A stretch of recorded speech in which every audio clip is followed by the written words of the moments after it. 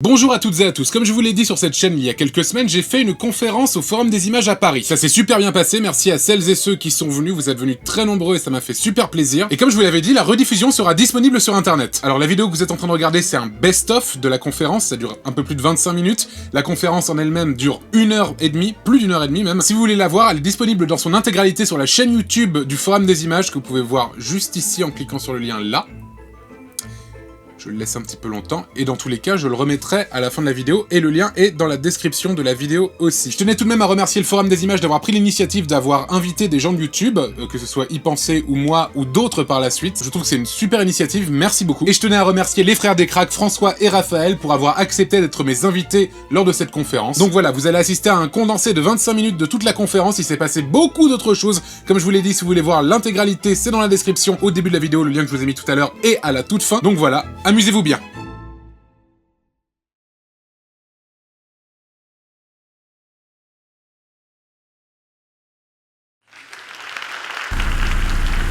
Bonjour à toutes et à tous, le Forum des Images vous annonce que la conférence va commencer. Veuillez éteindre vos téléphones portables, tablettes, ordinateurs de type portatif, Minitel, micro-ondes, réfrigérateur et de mettre les lunettes de soleil que nous vous avons données à l'entrée.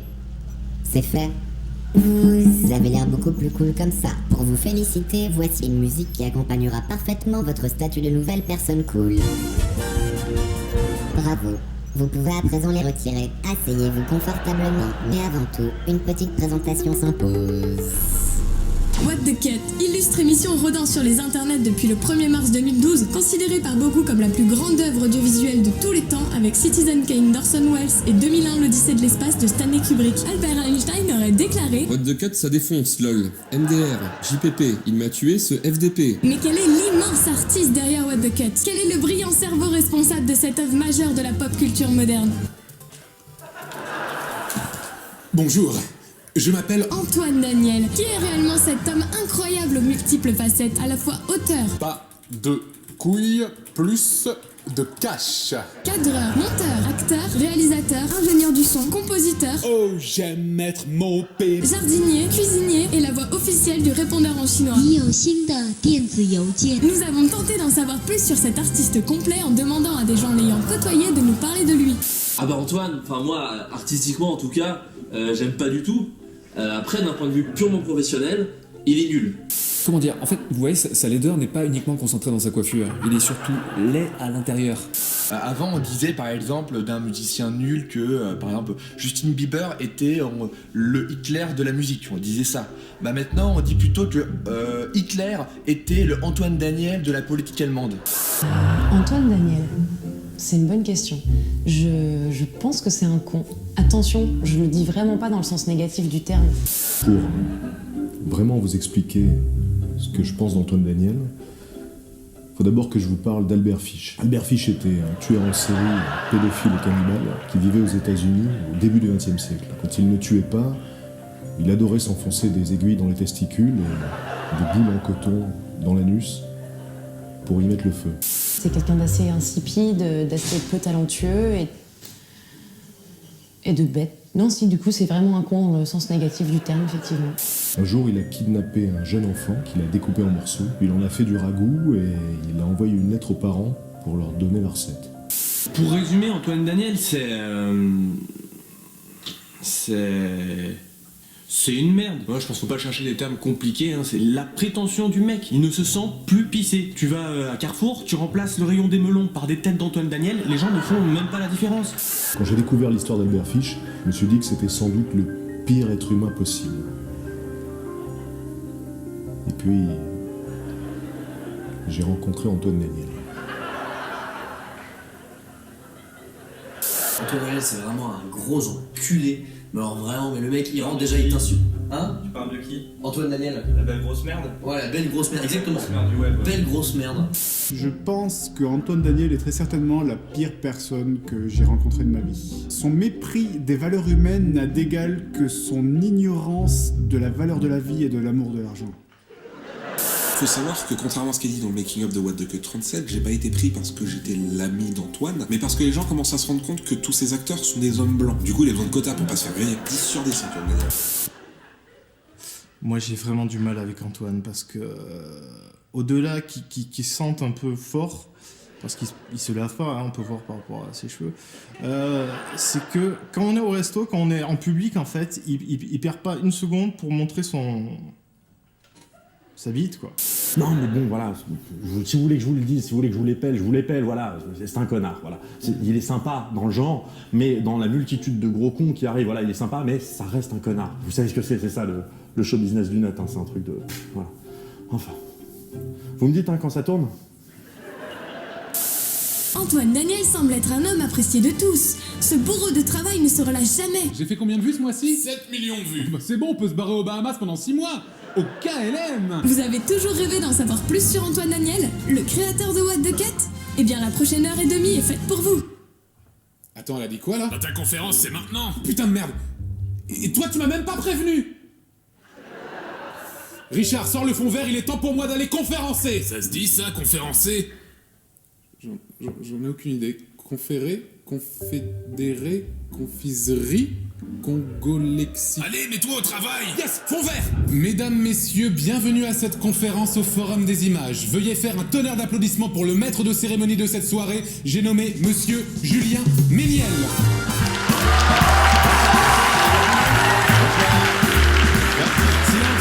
Silence. Dis donc, mon petit Juju, mais il a vachement bien sapé ce soir. Ah, t'aimes bien, c'est le costard que je mets pour les mariages. Ah, dis donc, c'est marrant, quand je bouge, tu me suis du regard. C'est en effet assez cocasse. Ah, mais du coup, là, si je cours, t'as l'air con, non ? Bon, tu sais, moi, j'ai juste à bouger la tête, c'est pas moi qui sera dégueulasse de transpi après, hein. Je transpire pas, moi. C'est faux. C'est faux. Et donc, t'as pas l'impression d'oublier un petit truc par hasard ? Je sais pas, il serait peut-être temps de m'annoncer, non ? Oh, pardon.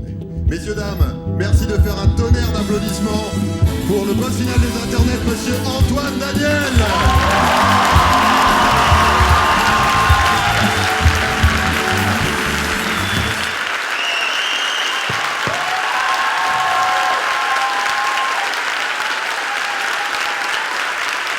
Hello. Bonsoir. Merci à toutes et à tous d'être venus. C'est super cool. À bientôt, du coup. Merci beaucoup. Merci à tous. À très bientôt, peut-être. Allez. Non, c'est une blague, c'était pour déconner. On a bien rigolé par ici. Je te propose qu'on s'asseye. Faisons ça. Et puis causons. Tous ces gens sont venus là, hein, c'est pour causer. Pourquoi une vidéo tous les 6 mois, finalement ? Parce que c'est très très long à faire et que je procrastine énormément. Non, en vrai, c'est parce que c'est très très long à faire et je sais pas si les gens ici ont vu un peu le making-of de l'épisode 37 ou pas. Il y en a qui l'ont vu ici ou pas ? Pas tout le monde, hein. Alors il faut aller la voir, hein. Non, je plaisante, mais du coup c'est très long. Surtout en ce moment, on se déplace beaucoup. On est allé à Bruxelles, on est allé à Dijon, on est allé dans le Val d'Oise, à Paris, dans ma chambre. C'est très long pour y aller, faut quand même. Exact. Enfin, on m'a dit. Donc voilà quoi. C'est pour ça que ça met très longtemps. Puis même, j'aime bien ne pas avoir à me forcer pour faire ça. Ça serait quand même dommage, je pense, de faire ça si c'est pour se forcer à faire un truc trop rapidement, quoi. Et le bâcler. Voilà. Est-ce que derrière ce que tu nous dis là, est-ce qu'il y a l'idée que tu préfères prendre ton temps parce que tu privilégies la qualité à la quantité ? Est-ce que forcément, si on fait plein de vidéos, on fait de la merde ? Pas du tout. Non, pas du tout. Après, ça dépend du format et de ce qu'on a envie de faire. Mais je sais que ça existe, que des gens se forcent à terminer des vidéos rapidement pour pouvoir être dans les temps, pour avoir plus d'abonnés rapidement, plus de vues, etc. Je trouve ça un peu dommage, quoi. Mais évidemment, je dis pas du tout, bien au contraire, que les gens qui sortent des vidéos régulièrement, etc., font de la merde, pas du tout. Je veux dire, ça serait complètement débile si tu faisais une chaîne de gaming de sortir une vidéo tous les 6 mois.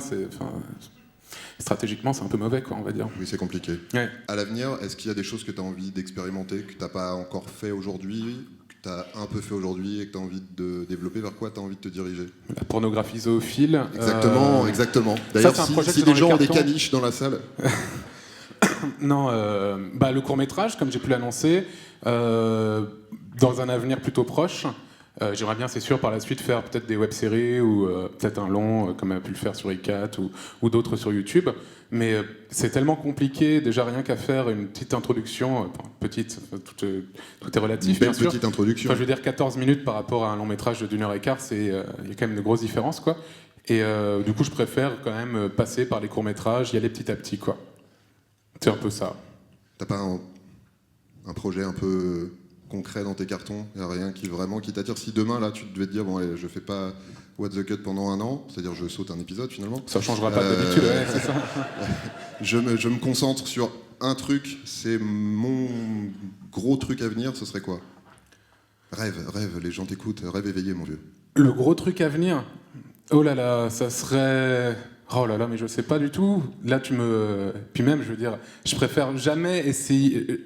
Je préfère pas en parler à l'avance, parce qu'après, les gens vont revenir me voir en mode « Mais t'as dit ça, mais pourquoi tu l'as pas fait ?» Ça, c'est le nombre de... Ça, c'était des grosses erreurs que j'ai pu faire par le passé. Mais non, j'aimerais vraiment beaucoup faire des trucs, développer des univers assez imaginaires, etc. J'aime pas trop faire des trucs qui se passent dans le monde réel, on va dire. J'aime bien quand c'est un peu différent, etc. Et plutôt développer des univers un peu différents, quoi. Mais je n'ai pas vraiment de gros projets de long métrage ou de web-série vraiment vénères à l'heure actuelle. J'ai quelques petites idées en tête, mais rien de très intéressant à dire pour l'instant, en tout cas. Ok, de manière générale, sur Internet, pour tout ce qui est création, notamment en vidéo, on se rend compte qu'il y a un certain nombre de gens qui font ce qui marche déjà, un certain nombre d'autres gens qui tentent des trucs. Pour toi, l'avenir de la création sur le net, ça passe par quoi? L'avenir de la création sur le net, ça dépend beaucoup aussi de comment est financé Internet aussi, j'ai l'impression. Si le modèle publicitaire s'effondre, je pense qu'on n'aura pas du tout le même Internet à l'heure actuelle. Si c'est un financement plus participatif, type Tipeee, Ulule, etc., ça peut être aussi différent. On peut voir que les programmes ne sont pas les mêmes s'ils sont produits par des gens ou si c'est financé par la publicité. On ne peut jamais prévoir comment sera Internet dans l'avenir. Tout va tellement vite. C'est comme les âges de chiens, quoi. 1 an sur Internet, c'est 7 ans dans la vraie vie, quoi. Ça va tellement vite. On en revient au pornosoophile, donc. Bah oui, non mais j'essaie d'inceptionner un peu l'idée dans la tête des gens. Et tu parles de modèle économique, à savoir la pub, YouTube à l'heure actuelle.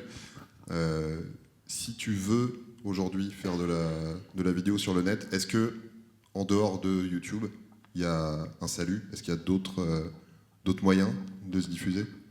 Oui, mais pas avec de la publicité. En effet, tu peux pas faire une Karim Debache, par exemple. Je sais pas si les gens connaissent Karim Debache ici. Ouh, c'est pas... Vous connaissez Karim Debache, s'il vous plaît? Ouais, non, mais... Cette personne qui ne le connaît pas là-bas, si tu peux pitcher un peu pour lui.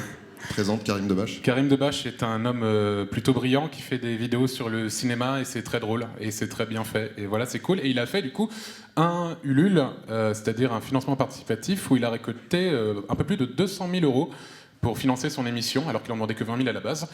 C'est vraiment un des plus gros crowdfunding qu'on a eu en France, peut-être avec le film de Noob aussi, qui avait rapporté 700 000 €, il me semble. Mais du coup, il diffuse ses vidéos uniquement sur Dailymotion, pour l'instant en tout cas. Du coup, il ne fonctionne pas avec le modèle publicitaire, mais c'est parce qu'il y a eu le financement participatif qu'il peut en vivre à l'heure actuelle. Parce que clairement, le nombre de vues que tu fais sur Dailymotion, c'est compliqué. Peut-être Facebook à l'avenir, mais c'est pas encore ça pour l'instant. Facebook, c'est vrai que Facebook développe beaucoup son système vidéo. On voit des vidéos sur Facebook tout le temps, pas que des liens YouTube, hein, vraiment des vidéos Facebook. Et ça fait des vues hallucinantes, mais bon, en même temps, c'est un peu triché parce que elle se lance quasiment automatiquement si tu décoches pas le truc, quoi. Donc c'est un peu de la triche. Bonjour, je te vois, c'est toi là-haut? Nathan Jungfer. Juste Nathan en fait, c'est bien. Nathan, salut Nathan. Voilà. Alors, question un peu compliquée. Tu parles beaucoup de tes projets futurs, donc de court-métrage par exemple. Et on voit tout le temps quand on regarde tes vidéos, tes intros de vidéos, que tu as un style très particulier à What the Cut. Est-ce que tu imagines et est-ce que tu te sens prêt à, si jamais tu fais un projet autre que What the Cut, te détacher de ce style-là pour faire quelque chose de beaucoup plus différent? Bah après, comment tu définis ce style? Attends, on peut récupérer. C'est quoi ta définition de ce style? Le côté un peu humour absurde, les... il y aura, je pense que pour commencer, ça sera toujours humoristique, et j'aime beaucoup l'humour absurde, c'est vraiment ce que je préfère. Mais je pense que j'aimerais bien faire des trucs un peu sérieux, j'aimerais bien faire pleurer les gens un jour, c'est pas pour tout de suite. Mais non, j'aimerais bien... Après, les introductions que tu vois dans What the Cut, c'est vraiment des entraînements pour moi, pour essayer de voir si je peux faire ci, si je peux faire ça. C'est pour ça que j'essaie de faire des trucs un peu différents à chaque fois pour ça. Bonjour, Bonjour. Marie. Marie, salut. J'avais une petite question. En fait, je te connais depuis peu. En fait, j'ai découvert tes vidéos il y a depuis 30 minutes. depuis 5-6 mois et j'adore vraiment comment tu fais tout Merci ça. beaucoup. Et j'avais trouvé surtout qu'il y avait une qualité de montage de dingue. Je trouve que du coup, C'est grâce à vrai. ça, du coup, tu as un timing comique parfait, je trouve, là-dessus. Et est-ce que tu avais peut-être pensé à l'avenir ou faire peut-être des tutoriels, conseils sur le montage, justement? Oui, j'y ai déjà pensé, mais je sais pas trop comment les faire parce que je veux pas que ce soit chiant en mode. Alors là, vous cliquez sur File, New Project. Vous devez sélectionner ce format de vidéo. Non. En fait, je saurais pas vraiment comment le faire parce que c'est. Moi, ce qui m'intéresse plus que le montage technique, c'est vraiment le rythme et la façon dont le montage et le découpage sert le rythme de la vidéo. Et ça serait un truc intéressant et j'y ai déjà pensé, mais j'ai pas encore trouvé le point de vue sur comment le faire. Mais c'est en effet un truc que je peux avoir en tête, effectivement. Oui. Mesdames, Messieurs, François Descraques, bien évidemment.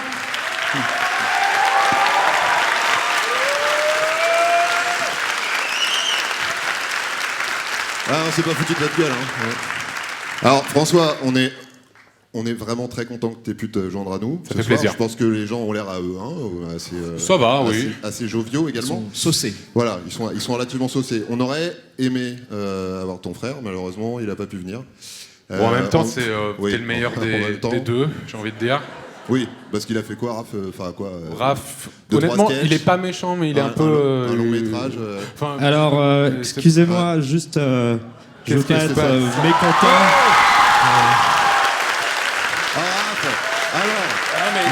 J'ai dit que t'étais. On est vraiment content de t'avoir. On est ravis de t'avoir. Merci Vraiment. beaucoup. T'as entendu, j'ai dit que t'étais sympa. Pour les gens, peut-être ici, qui ont envie de se lancer, il reste quoi à explorer finalement? Il y a beaucoup de choses. Beaucoup de choses. Merci Raphaël. Ouais. Non mais sérieusement, c'est ça justement, je pense, qui est peut-être l'ennemi de la créativité, c'est de penser qu'il n'y a plus rien à faire et d'essayer d'imiter ce qui a déjà marché, alors que justement, essayer de faire un truc un peu absurde, au début tu te fais marrer que toi et tes potes, c'est comme ça que après tu viens au forum des images et voilà. Donc je pense qu'il faut vraiment commencer par des trucs un peu qui paraissent débiles, mais de le faire quand même, quoi. Carrément. Raph, tu souhaites... Bah ouais, non, je pense vraiment qu'il y a encore plein de choses à faire. On est au début du truc là. Il y a masse de trucs à faire. Mais j'ai pas les idées, c'est à vous de les avoir.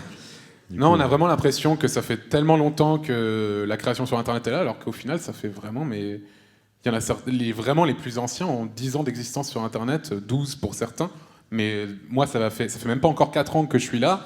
Vraiment, il y a encore beaucoup de choses à explorer. On a quasiment rien fait. Vraiment, on a vraiment quasiment rien fait pour l'instant. Vous connaissez un peu les différentes façons de bosser. Pour vous, les avantages et les inconvénients de lancer ces vidéos en solo, en indépendant, ou avec justement une grosse prod derrière, c'est quoi pour vous? Une histoire de liberté? Donc je pense que de toute façon, quoi qu'il arrive, il faut commencer tout seul, que ce soit pour être produit ou pas. C'est hyper important d'apprendre les bases tout seul, etc. Et en plus, si après même tu es produit par des sociétés, etc., qui ont des habitudes de trucs à grande échelle, tu vois, tu apportes une expertise que eux n'ont pas en fait. Parce que eux, ils ont des habitudes qui marchent, mais sans savoir pourquoi forcément, parce qu'ils sont habitués à le faire. Et toi qui arrives en ayant connu toutes les étapes et en connaissant chaque corps de métier et tout, etc., techniquement, tu leur apportes des solutions, donc tu deviens finalement une ressource valable pour eux. Donc je pense que quoi qu'il arrive, il faut commencer simple, tout seul, et après à 2, et après à 3, et après voir jusqu'où ça va, en fonction de tes besoins, en fonction de ce qui est accessible, quoi. Moi, ce que j'aime bien dans les sociétés, dans les cadres, quand il y a un cadre comme une société de production, comme nous on fait avec Golden Moustache ou Endemol avec French Ball, c'est que c'est assez confort d'avoir des comptes à rendre, en fait. Enfin, ça fait peur, mais à la fois c'est comme un prof qui te demande une rédaction écrite, bah, tu lui dois une rédaction écrite pour le lendemain, quoi. Et je trouve ça beaucoup plus dur ce que fait Antoine et le Visiteur du Futur aussi au tout début pour les 2 premières saisons, c'est de se lever le matin en disant je suis pas obligé.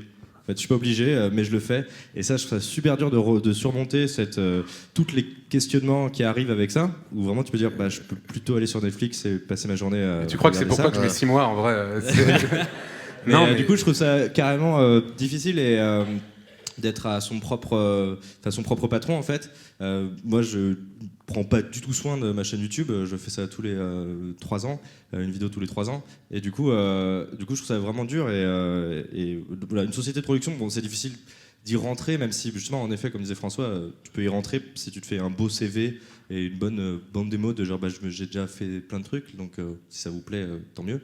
Et des boîtes comme Golden Moustache, etc. sont très preneurs en fait de nouveaux talents. En effet, je pense que c'est bien de commencer tout seul, d'avoir un peu les bases, etc. Et ensuite, si tu veux faire des trucs un peu plus ambitieux, en effet, déjà, ne serait-ce que t'entourer de gens, des techniciens avec lesquels tu t'entends bien, des gens à la prod, des gens au son, des gens au cadre, des gens à la post-prod, des trucs comme ça.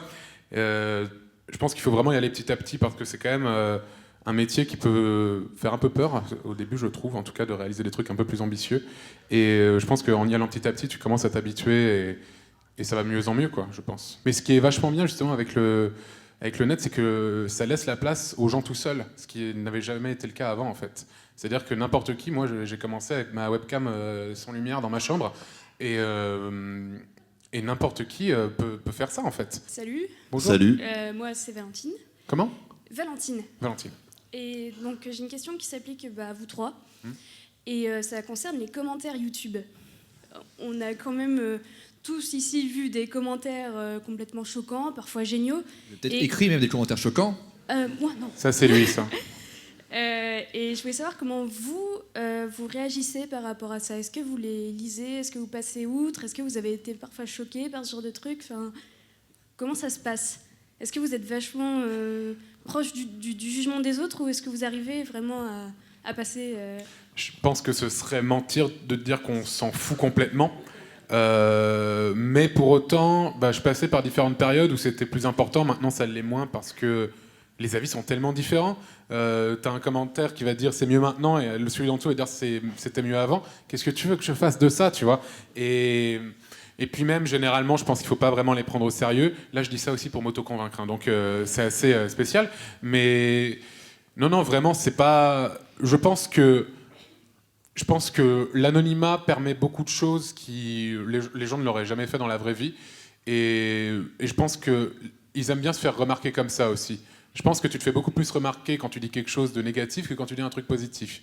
Tu remarqueras la plupart sur des vidéos ou sur des articles, les commentaires les plus upvotés, enfin où il y a le plus de pouces dessus, sont généralement ceux qui sont un peu critiques, un peu méchants, etc. Du coup, je pense que c'est vraiment un peu une façon de se faire remarquer. Et il y a un truc que j'ai remarqué aussi, c'est que généralement, quand il y a un commentaire négatif et que j'y réponds, la personne me fait « Ah non, mais en fait, c'était une blague, tout ça. Portez vos couilles, merde. Et soyez méchants jusqu'au bout. » Et puis les commentaires bêtes et méchants, mais on s'en fout, quoi. C'est bête et c'est méchant. C'est bête et c'est méchant. Merci beaucoup. Moi, je fais un sondage depuis que j'ai commencé ce métier. Dès que je rencontre des gens nouveaux, et puis dans mes potes qui ne sont pas de cet univers quoi, audiovisuel, et je leur demande s'ils laissent des commentaires YouTube. Et pour l'instant, personne ne m'a... J'ai aucun pote qui laisse de commentaires YouTube. J'en fais parfois. Toi, t'en fais ? J'en ai fait un hier. Mais sur l'excellente dernière vidéo de Dirty Biology que je vous conseille. Ouais. Elle est très très bien. Mais du coup, en fait, ça c'est juste...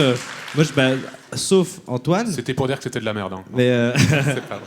J'ai l'impression que... Enfin, je m'identifie pas aux gens qui laissent des commentaires. Du coup, j'estime que c'est une seule et même société qui vit dans un endroit. Et je me dis, c'est eux qui laissent des commentaires. Est-ce qu'on peut peut-être faire un sondage dans la salle? Qui laisse des commentaires sur régulièrement, les vidéos régulièrement, YouTube. genre. Vous mentez. C'est une petite. C'est tout. C'est pas vrai. Cool. Jamais j'ai entendu. Moi, jamais. Alors, qui laisse des commentaires gentils? Moi, bien sûr. Il y en a plus que des gens qui laissent des commentaires. Il y a des gens qui laissaient pas de commentaires, qui laissent des commentaires gentils. Ils écrivent des mots comme ça, ils les foutent sur leur frigo. J'aime beaucoup ce frigo. Des post-it. En fait, au début, je le prenais personnellement, parce qu'au début, vraiment, quand j'avais l'impression vraiment que c'était destiné vraiment à moi, en fait, vraiment, comme si on me parlait. Ah, mais c'est le cas. En fait, je me rends compte que, pas forcément, je me rends compte que et surtout avec YouTube maintenant, qui justement met une sorte de valorisation des commentaires. C'est-à-dire que les commentaires, tu peux mettre des pouces. Enfin, pour moi, c'est improbable de se dire que des commentaires sont plus intéressants que d'autres, etc. Enfin, en gros, tu te rends compte que c'est voilà, comme dira, c'est un endroit d'expression et c'est pas ton endroit à toi, c'est pas là où tu dois être. Ton endroit d'expression, toi, c'est ta vidéo, tu fais ce que tu dois faire, etc. Du mieux que tu peux, et après leur endroit, c'est celui-là, et tu peux pas contrôler ce qu'ils vont dire, etc. Et si c'est bien ou pas bien. Enfin, et comme dit Antoine, voilà, c'est que t'auras autant d'avis d'un côté. Si tu fais un truc rouge, on te dira c'est trop rouge. Alors tu fais un truc bleu, on dira bleu, super. Je préférais quand c'était rouge. Tu vois. Donc en fait, t'as pas vraiment de contrôle là-dessus, et tu dois apprendre à laisser cette liberté-là aux internautes et de dire que voilà, tu offres un truc qui souvent est gratuit, je rappelle. Et après, les gens, s'ils débattent dessus, tant mieux. Ça veut dire que c'est leur... ça fait réagir et tout. Ça t'appartient, de toute façon, à partir du moment où tu l'as ça t'appartient plus. Ça t'appartient plus. Et après, tu dis que c'est gratuit. Ouais, c'est pour ça que quand nous on sort d'Interstellar, on le trash. Enfin, moi j'ai adoré, mais on peut le trasher potentiellement des grands films, etc. Donc ça lui appartient plus à Christopher Nolan quand il a fait Interstellar. Les gens en parlent, etc. Donc ça, et moi j'ai pas trop aimé, et je pense qu'il s'en fout. Mais sérieusement, je pense qu'il dort bien la nuit. Il est même pas au courant. C'est la différence entre lui et toi, c'est que lui il le sait pas. Nous, c'est vraiment très mis en avant chez nous, et je pense qu'il faut toujours quand même se rappeler que je pense que c'est un peu vrai. C'est la seule différence entre lui et toi. Bien sûr. Merde, du coup tu m'as... Excuse-moi, pardon. Je vous crois, le peu de gens qui ont levé la main, parce que effectivement, quand tu as une vidéo, tu as un certain nombre de commentaires, mais ils sont toujours extrêmement... Il n'y en a pas beaucoup, en fait. C'est extrêmement minoritaire par rapport au nombre de vues. Sur des vidéos qui ont 2 millions de vues, tu as parfois 30 000, 40 000 commentaires. C'est beaucoup de commentaires, mais ça représente vraiment pas grand-chose au final. Merci à tous d'être venus. J'espère que ça vous a plu. J'espère que j'en referai d'autres. Et si ça tient qu'à moi, je t'invite. On on en refera d'autres. Voilà. Merci à tous d'être venus, et passez une très bonne soirée. Merci beaucoup. Bonne soirée, merci.